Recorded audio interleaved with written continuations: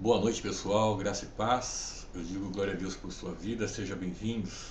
Nesta hora, né? São exatamente 21 horas e 9 minutinhos.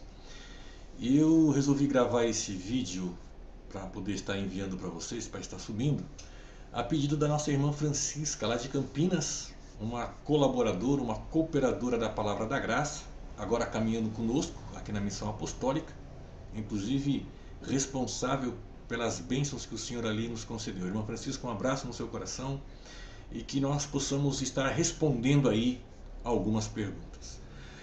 Foi nos colocado o seguinte, queridos, sobre orar no monte. Olha que coisa louca. Nós estamos vivendo agora no novo pacto, vivemos na graça, onde cremos que somos predestinados, eleitos, chamados, santificados, geração santa, sacerdócio real, né? E convocados pelo Senhor para uma grande obra. Então hoje eu quero falar sobre 6 tópicos. Quero comentar 6 tópicos, não sendo o dono da verdade, mas vamos entrar num pensamento lógico sobre o orar no monte. E antes de entrar, a gente tem que falar daquilo que vivenciamos. No meu começo de fé, na minha carreira ministerial, ali na minha transição, eu realmente participei e pratiquei muito esse ritual de orar no monte. Eu fazia disso um carro de guerra, um tanque de guerra, porque eu acreditava que orar no monte eu receberia mais poder, eu receberia mais unção, Deus me ouviria mais, eu seria muito mais santificado, e orava ao Senhor para que eu fosse usado como uma ferramenta, como um instrumento. E este ritual, ele ainda é um hábito muito constante, muito grande na vida de muitas pessoas. Pessoas que gostam de subir ao monte porque crê que orando no monte, não é? Orando ali no monte, vai obter poder, vai obter mais graça, vai obter mais unção, vai ser uma pessoa mais destacada para a obra de Deus. Então nós entramos sim no nosso começo de fé, nesse ledo engano, e eu quero estar aqui sendo um instrumento de Deus para responder você. Oração no monte traz poder? Quem ora no monte é mais santificado? Deus tem mais prazer naquele que ora no monte ou naquele que ora em casa? O que você acha? É dentro desse assunto que eu quero estar conversando com você nesse momento. Lembrando que Jesus orou no monte. Jesus, em alguns momentos, ele se distanciava da cidade e se colocava para estar ali intercedendo pelo povo, principalmente pelo grupo dos discípulos que ele havia ali reunido. Mas é uma prática um tanto quanto que mal interpretada pela igreja atual. E é sobre isso que nós vamos comentar. Se você ler lá em Lucas capítulo 6, verso 12, vai estar escrito assim: e aconteceu que naqueles dias subiu Jesus ao monte a orar, e passou a noite em oração a Deus. Jesus subiu ao monte.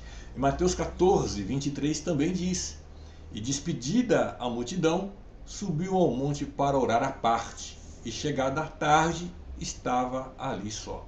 Então, eu peguei aqui 2 passagens, né? Novamente Lucas 6, 12 e Mateus 14, 23. A pergunta é: apóstolo, pastor, irmão, orar no monte é bíblico? É bíblico, sim, porque está registrado ali na Bíblia. Quando se fala que é bíblico, não quer dizer que eu tenho que fazer porque está. Porque tem outras coisas que estão na Bíblia. Assassinato tem na Bíblia, estupro tem na Bíblia, não é? É bíblico. Moisés orou no monte. Alguns profetas também oraram no monte. Elias, não só na caverna, né? O próprio Jesus já foi citado, também orou no monte. Então nós vamos estar te respondendo essas questões. Orar no monte é bíblico? Sim, é bíblico. Está na Bíblia, está escrito, é bíblico. Está registrado nos 66 livros, é bíblico.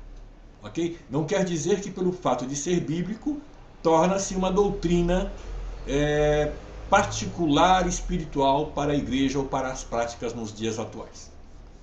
A segunda pergunta é: Onde eu devo orar? A oração, ela é independentemente de qualquer lugar. Você pode orar em qualquer lugar. Né? Em Efésios, capítulo 6, verso 18, diz: orando em todo o tempo, veja bem, orando em todo o tempo, com toda oração e súplica no Espírito, e vigiando nisto com toda perseverança e súplica por todos os santos. Então você pode orar em todos os lugares, em qualquer lugar, a qualquer momento em que há um espaço racional, emocional e físico. Né? Se você estiver trabalhando, esteja concentrado no trabalho. Se você estiver dirigindo, esteja concentrado no volante. Se você estiver fazendo o seu arroz, esteja concentrado no arroz. Não vai queimar, né, minha irmã? Aí já viu. O couro come, o marido vai ficar nervoso lá. A ideia é que eu posso lavar roupa orando. Eu posso limpar a minha garagem orando. Eu posso estar deitado e orando. Então eu posso orar em qualquer lugar independentemente. A terceira coisa que eu quero deixar claro para você é o seguinte: o monte, ele é tido como um lugar místico, porque grandes coisas aconteceram no monte. Moisés, ele subiu no Monte Horebe e lá ele conversou com Deus, orou com Deus. Moisés esteve no Monte Sinai, lá ele orou com Deus, conversou com Deus, e diga-se de passagem, foi no cume do monte que Moisés recebeu também o decálogo, né? Os 10 mandamentos, recebeu a lei. Então as pessoas mistificam o velho pacto, a história de Moisés, dizendo: olha, se Moisés subiu e Deus falou, e Deus bradou, e Deus escreveu, eu vou subir porque isso vai acontecer também. É claro que isto é um mover de fé, mas isso no novo pacto não tem sentido. E eu vou te explicar daqui a pouco por quê. O monte é um lugar místico porque também Jesus, ao subir para orar, diz lá em Mateus capítulo 17, verso 1 e 3, é até conhecido na epígrafe da tua Bíblia como o Monte da Transfiguração. O que aconteceu lá? Ele pega Pedro, Tiago e João, os 3 discípulos ali que eram mais próximos dele, e sobe para orar, e diz que quando estão orando, houve ali uma manifestação, vamos dizer, uma teofania, um mover sobrenatural, e apareceram ali então Elias e Moisés, e o Senhor ficou entre eles. E isso torna-se uma experiência mística para Pedro, Tiago e João. E a igreja atual, ela trouxe esse miticismo, que é no monte que as coisas vão acontecer. Irmão, irmã, as coisas acontecem não é por causa do monte. As coisas acontecem por causa da fé. Você tem que aprender isso, você tem que trazer isso para a sua realidade de vida. Porque senão não vai acontecer. Você pode subir no monte, se não tiver fé não rola. Assim como eu posso orar na minha cama debaixo do edredom, não tendo a fé, tendo fé, apresentando ao Senhor a fé, e eu vou receber o meu milagre. Tá me entendendo aí? Vamos lá.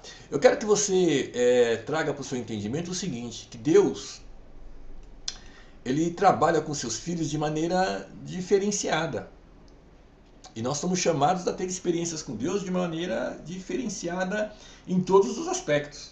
Não é só na teoria, na teologia, na filosofia ou na psicologia bíblica, mas principalmente nas questões espirituais. Amém? A quarta coisa é os materiais iluminados, ou a luminiscência. Eu lembro-me que quando eu subia no monte para orar, ia eu, minha irmã Abigail, um beijo para você, Abigail, eu digo glória a Deus por sua vida. Nós tínhamos essa fé inocente, fé de adolescente, de jovem, naquele vigor, né? Pastor Nailson subia conosco, pastor Fábio. O que ocorria?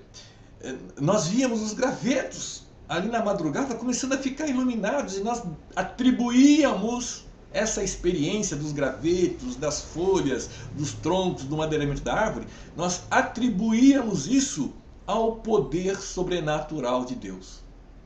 Nós espiritualizávamos uma situação que comprovadamente nada mais é do que uma reação de uma neblina, de um tempo abafado, em um local fechado. Mas nós tínhamos aquele prazer de pegar os gravetos, levar para casa e mostrar para a mãe, e testemunhar na igreja, no culto. Nós íamos no monte de sexta para o sábado, no culto de sábado testemunhava. Ia de sábado para domingo, no culto de domingo testemunhávamos. Porque nós acreditávamos que isso, na verdade, era a teofania, a presença gloriosa de Deus. a experiência dos gravetos, a experiência das folhas, do solo, não é? Meus amados, se você precisa desse tipo de experiência para comprovar a existência de Deus, eu vou dizer que a sua fé é nula e vã. Porque existem coisas muito maiores do que isso para que você possa ter a consciência e a confirmação da gloriosa presença de Deus. Aliás, nós estamos aí preparando um material para rebater aí os ateístas, né? Tirar um pouco essa onda do ateísmo e provar que eles não estão nada correto naquilo que pregam. Vamos voltar ao nosso tema. Quero entrar aqui na quinta fala. Nós já falamos sobre orar no monte, está na Bíblia? Orar depende de algum lugar? Monte, o lugar místico. Falamos agora aqui das matérias iluminadas ou das luminiscências. E agora eu quero falar sobre o perigo da oração no monte. Meu irmão, eu sei de coisas fantásticas, de relatos assombrosos e preocupantes, porque eu vivi no monte. No início da minha carreira de legalista na fé, eu subi ao monte. Podia estar chovendo o que fosse. Eu lembro uma vez, meu pastor estava me levando para casa e no caminho caiu aquela tempestade e eu falei, pode parar que agora eu vou para a minha oração. Ele falou, mas vai orar onde? Eu falei, eu vou orar lá no monte. Mas Paulo, você pode orar em casa que é a mesma coisa. Eu falei, não, eu tenho um voto com Deus, eu vou orar no monte. Eu creio que Deus recebeu, é isso que eu quero que você entenda. Deus recebeu porque eu estava com a fé inocente e tinha somente aquele tipo de crescimento. Meu pastor ficou indignado, não que eu desrespeitei o meu pastor, mas eu tinha um compromisso, eu tinha feito um voto, era uma coisa minha com Deus. E o meu pastor me respeitou. E depois que eu cresci, e não cresci como homem no sentido físico, quando eu cresci dentro das Escrituras, eu entendi que o meu pastor estava correto. Um pastor inteligente, um pastor amadurecido, um pastor crescido, um apóstolo, um bispo, um homem de Deus realmente amadurecido, ele vai te explicar que monte não tem efeito espiritual e pode ter efeito colateral. Lembro-me de pessoas que foram estupradas no monte, aqui na nossa região. Pessoas que foram assaltadas em arrastão no Monte Guaianazes. De pessoas que foram acidentadas ao descer o monte, irmãos, e escorregou, caiu e saiu capotando e quebrou braço e quebrou perna. E eu lembro de pessoas que foram arrebatadas e por 15, 20 centímetros não estouraram a coluna ao cair em tocos de árvores cortadas. Espera um pouco. Se eu quero orar a Deus, por que eu vou pôr em risco a minha vida, que é o templo do Espírito Santo? A Bíblia diz que Deus, ele é Deus dos vivos e não dos mortos. E o culto que eu presto a Deus, ele não pode ser um culto físico. Ele é um culto racional. Romanos capítulo 12. É um culto inteligente. Porque a oração que eu vou fazer no monte, eu posso fazer na minha casa. E por fé eu sei que serei ouvido. E por fim, nós vamos tocar aqui no último tópico que diz: onde orar? Eu devo orar no monte? Muito bem, as pessoas oram no monte porque eu já citei aí duas passagens da quais Jesus orou no monte. Mas olha o que Jesus diz aqui em João, para a samaritana, João capítulo 4, verso 20 e 23. Ele diz o seguinte: nossos pais adoram neste monte, e vós dizeis que é em Jerusalém o lugar onde se deve adorar. Disse-lhe Jesus: mulher, crê-me, que a hora vem em que nem neste monte e nem em Jerusalém adorareis ao Pai. Ou seja, monte não é lugar de adoração. Monte não é lugar de oração. Monte não é lugar para você ritualizar ou dogmatizar ou doutrinar-se como sendo o local de encontro com Deus. Não é nada disso. João, capítulo 4, verso 20 ao 23. Aonde eu devo orar? Na igreja? Em João, capítulo 4, do 23 ao 24, diz assim: mas vem a hora, e agora é, em que os verdadeiros adoradores adorarão ao Pai, olha lá, irmãos, que lindo, em espírito e em verdade. Porque o Pai procura tais adoradores, que assim o adorem.